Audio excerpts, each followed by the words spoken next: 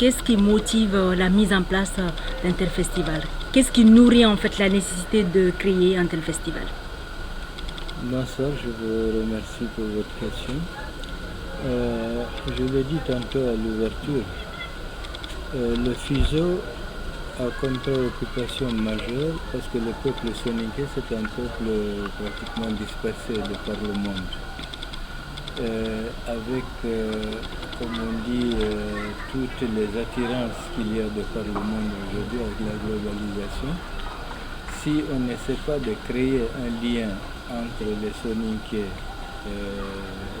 de l'intérieur avec ceux de la diaspora, il est très facile donc qu'un soninké de l'extérieur soit neutre. Donc fondamentalement, aujourd'hui, l'idée c'est de créer ce FISO qui constitue un pont, un lien entre les soninké de l'intérieur et les soninké de l'extérieur. Ça, c'est du point de vue d'abord sociologique. Et comme les soninké de l'extérieur participent beaucoup au développement de l'intérieur, il faudrait créer encore ce lien pour pouvoir valoriser davantage leur apport en interne. Voilà fondamentalement les objectifs principaux de ce festival. Le FISO est cette année à sa 3e édition. Qu'est-ce qui fait justement la spécificité de cette 3e édition, qui était prévue pour janvier, qui a été reportée pour février finalement? Bon, la spécificité de ce festival par rapport aux 2 précédents, c'est que toute idée qui naît, elle grandit en fait. Même s'il y avait un fil conducteur qui sous-tendait la création de ce festival, ce n'était pas évident que nous arrivions aux conclusions auxquelles nous sommes parvenus présentement.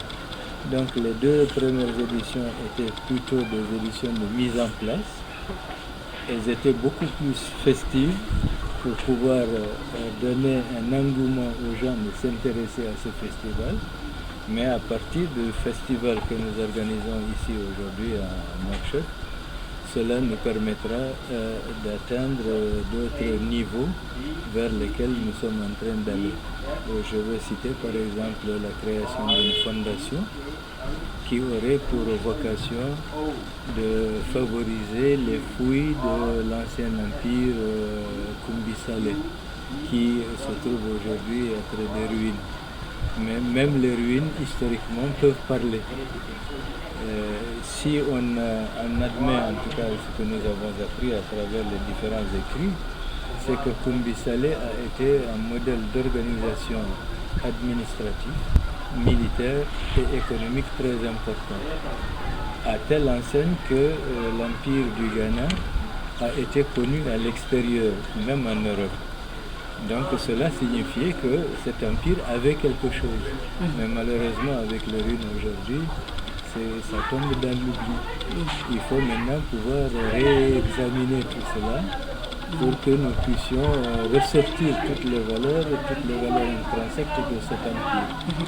Mais cela nécessite un certain moyen aussi. Est-ce que justement le FISO a autant de moyens? Par exemple, par rapport à cette année, il y a 500 personnes qui vont se retrouver dans la capitale mauritanienne pour célébrer cette édition. En termes de budget, est-ce que vous êtes suffisamment financé pour mener à bien autant d'ambitions? Bon, jusqu'à présent, le FISO n'a été que du mécénat. Il n'y a que nous qui avons compris un peu cet aspect. Nous nous démenons avec nos amis, avec les différents sponsors. On essaie chaque année de boucler un petit budget. Par rapport justement aux objectifs que nous nous fixons, nous pensons effectivement que cela ne peut pas nourrir ce FISO. C'est pourquoi nous nous acheminons de plus en plus vers la création de cette fondation qui peut disposer de moyens beaucoup plus importants à l'avenir. Et comment vous voyez les soninké en Mauritanie? Est-ce qu'ils sont toujours ancrés dans leur, dans leur culture? Est-ce que finalement c'est pas ça un des objectifs du FISO? Oui, comme on dit, tout à l'heure quelqu'un m'a posé la même question.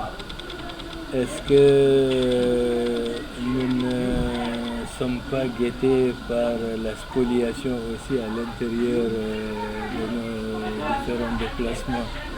Bon, je lui dis que chaque société a ses valeurs.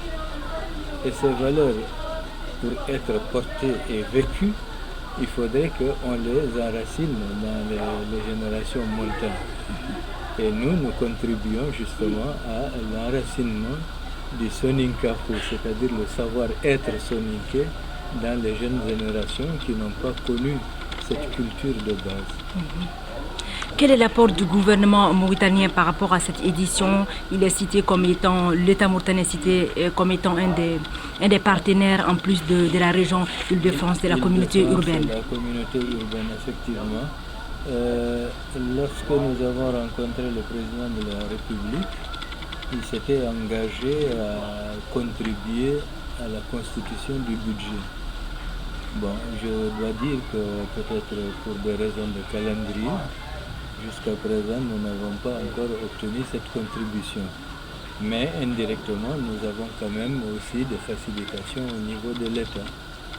Parce que si j'en juge aujourd'hui par l'obtention du centre olympique qui va abriter pratiquement toutes les manifestations de concerts de musique et autres, le ministère de la Culture a quand même contribué beaucoup pour l'obtention de cela.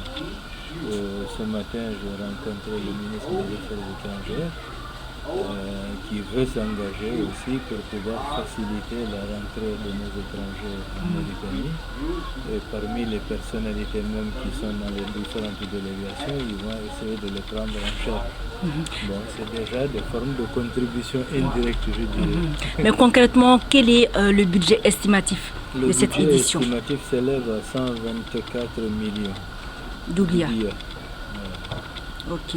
Et peut-être en termes maintenant d'activité, qu'est-ce qui est prévu pour le public qui sera convié à cette édition?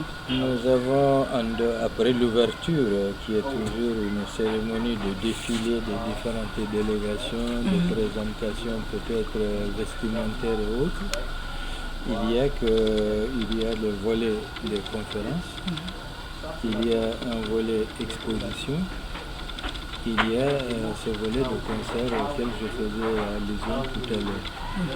Bon, maintenant les conférences sont axées sur deux thèmes majeurs avec des sous-thèmes. Il y a l'histoire soninké, c'est-à-dire les origines jusqu'à les différentes migrations du peuple soninké. Et il y a l'autre aspect maintenant qui est relatif à l'aspect sociologique même des soninké. Leur structuration, l'éducation de la femme, la place de la femme dans l'économie, etc., etc. Pour finir brièvement, comment vous voyez l'avenir du FISO? Comment vous rêvez du FISO? Votre ambition en quelque sorte? Notre ambition, c'est que à partir de la structuration soninké, nous pensons pouvoir faciliter une intégration sous-régionale et même régionale. Parce qu'aujourd'hui, vous conviendrez avec moi que l'Afrique, malheureusement, ne présente pas un bon visage d'elle-même. Quand on parle de l'Afrique, on ne voit que des guerres, on ne voit que des réfugiés, on ne voit que des maladies.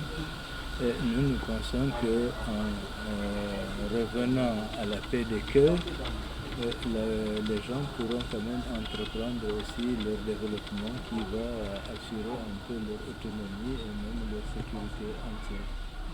Voilà en fait ce que nous rêvons de ce FISO. Merci M. Tandja d'avoir répondu à mes questions.